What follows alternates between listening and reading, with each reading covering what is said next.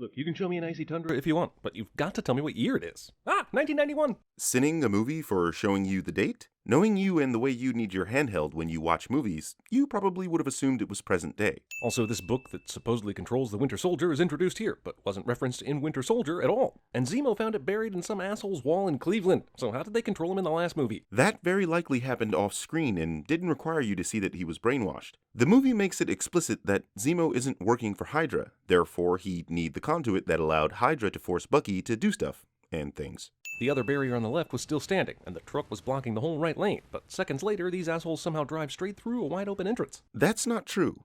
The truck does hit the right barrier, but as you can see here, it rolls over to the left, leaving the right path wide open. Meet Crossbones! He'll be your expendable villain plot device for the next 7 minutes. Expendable? This event is the catalyst that sets the Sokovia Accords into motion, directly influencing the conflict between Cap and Iron Man. Crossbones is literally the MCU's Nitro. I know Cap is impervious to a lot of stuff, but this gas is apparently pretty lethal if it incapacitated this dude immediately, and Cap's unaffected. He's also been developing an immunity to iocane powder. Fairly certain Cap is holding his breath here. Cap is still a superhuman, meaning he can most likely hold his breath far longer than your average human being. That's badass, but tell me, what kind of bullshit is this? How can a shield of this power bounce off floors and walls instead of just destroying them? Because, like the face of the shield, the vibranium on the edges absorb and then immediately redirects the energy, making it bounce continuously until caught. And how did Cap figure out the geometry of that shot? Also, practice. Not joking. Scarlet Witch helpfully throws the gas into the atmosphere, where it can affect many more people in Lagos. If that's how noxious gases work, then people who live near dairy farms are in deep doo-doo. I know she's a badass, but come on. Black Widow just took out 8 heavily armed bad guys. Did the Avengers not have a drug testing protocol in place? No, because if they did, Captain America would have to forfeit all his gold medals. His name is Red Wing. I'm still not thinking it.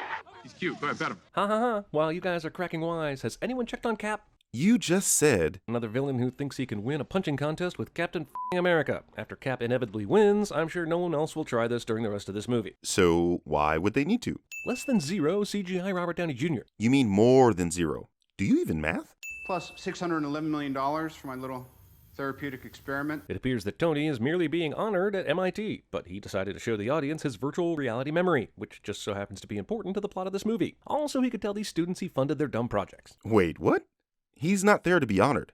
He's there to create a foundation for young inventors. Also, the hologram serves 2 purposes. 1, to show that Tony needed prohibitively expensive technology as therapy to get over his dead parents, and that no one would fund it. Ergo, the foundation for the MIT students, and 2, to show us why he wants to kick Bucky's ass later.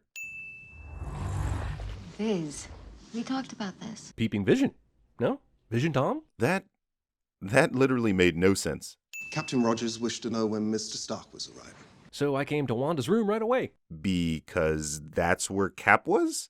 Dude, come on, that's not even a sin.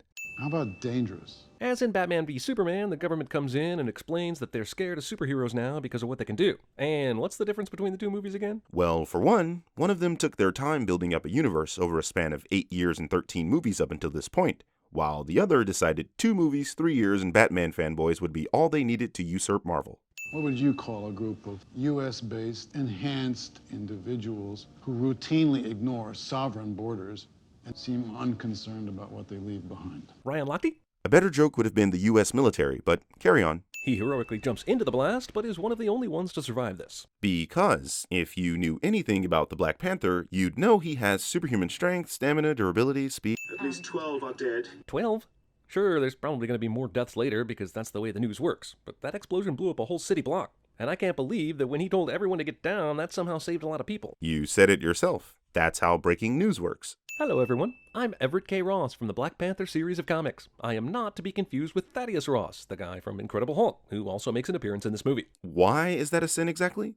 Because they share the same last name? So I guess I should sin you for having the same name as my younger brother, Germ. Jesus, this fight is like trying to watch people play Marvel vs. Capcom and trying to figure out what the f*** is happening. Noob. Kappa. That's you, right? I must know this because somewhere in this YouTube video you take off your mask 100 times, following the existing movie's patterns. Well, he is motherfucking Iron Man. He presumably has all kinds of rad surveillance around New York City. And Peter isn't exactly great at closing doors.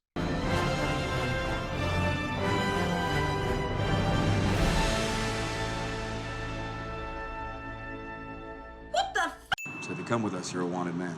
Yeah, well, what else is new? So much for spending time with your daughter, which was the whole reason you wanted to be a good guy in your own movie. If Cap asks you to Civil War, you Civil War, goddammit. Oh, come on. These webs are so strong that Cap himself can't get free of them, but Hawkeye's arrows are good enough. Firstly, Cap shouldn't be able to break Peter's webs, because they are that strong. And second, Pete's webs have always been susceptible to knives and piercing weapons. Don't worry, no one will be killed in the beautiful action centerpiece of this movie, so sit back and enjoy the other lack of stakes. Well, they're not trying to kill each other, so... You got hard, kid. Where you from? Queens? Brooklyn. Does Brooklyn have that kind of hard reputation anymore? I mean, isn't Brooklyn one of the most gentrifyingest places in the world right now? I mean, maybe because Cap comes from old school Brooklyn, he still wears that like a badge, but I for one can't wait to decorate my Bed-Stuy brownstone with French coffee shop posters and my 3 bicycles. But, as you just said, Cap comes from old Brooklyn. Also, he's relating to a fellow New Yorker who's from a borough that's literally next door to Brooklyn. I'll take Vision, you get to the jet. By the way, Tony's side could stop this whole thing by simply destroying the jet or disabling it, but nobody's gonna do that. Because Tony's side doesn't know that the Quinjet is the endgame. All right, Sam, what's the play? We need a diversion. The Avengers always have these communication devices built into their uniforms, but if half of them are using them, shouldn't the other half be able to hear the same conversation? I can't even with that question. Ever heard of frequencies? Did they meet earlier and determine which side uses which frequency? Oh, so you have heard of frequencies. Also, if they're always using the same frequencies when they are the Avengers, wouldn't the first thing on the agenda be to change the damn frequency? What was her name again? Dolores. You called her Doc. Steve remembers the name of some random redhead Bucky tried to impress more than 70 years ago. But for Cap, it was more like 8 years ago, give or take. Even though we're seeing this in full color, the movie's trying to say Tony can see this same angle in footage too, driving home the drama of his mother getting strangled. But really, all he'd be able to see is Bucky standing next to the car, doing something, probably bad. No, the movie is saying that Tony can recognize the car and the date, see Bucky, and put 2 and 2 together. You forget, Tony is a Genius, billionaire, playboy, philanthropist. Now Tony gets mad, even though he knows for a fact that Bucky had no control over his actions. Or is this movie saying he didn't? I find that hard to believe. And even though he just learned somebody framed Bucky 10 minutes ago, he gets blinded with anger. This conflict is as manufactured as it gets. Bucky was not framed for the Starks' murder. He actually did those things. Tony is pissed because he only just learned that the person who killed his parents is standing next to him. Remember? Expensive therapy? All that time, all that effort, to see it fail so spectacularly. Did it? Well, pretty much, yeah. I mean, Bucky lost an arm, but generally Cap and Tony are good to go for Infinity War. Unless they're saying there's more to Zemo's plan, like he's Joker in The Dark Knight, and he needed to be captured. No. Zemo's plan was ultimately to break up the Avengers, which he handedly accomplished. They're going to fight Thanos, presumably because Thanos is only trying to kill half the universe. You know, no big deal.